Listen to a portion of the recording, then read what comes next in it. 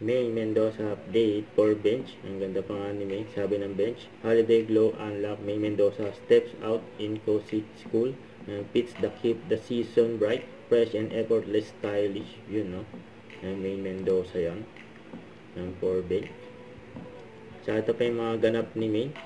Kanina. Sa soft opening ng McDo niya. Kasama ang kanyang family. Family Mendoza. Diyan sa North Sagaray. McDo. Congrats kay May. Nagkaroon ng cutting ribbon at pa-blessing. Sa December 12 na yung grand opening ng McDo ni May dyan sa North Sagaray. Congrats kay May. Saka ito pa yung picture na mag-BFF. Sila May, MJ Lastimosa, saka si Chami. Na nag-workout pa nga sila sa Electric Studio. Yun, no? Ito pa yung video ni May. Sa Itbulaga, yung behind the scene. And then sa Daklo, after ng Daklo, kasama mga dollar bucks. Ang sisigaw Mendoza.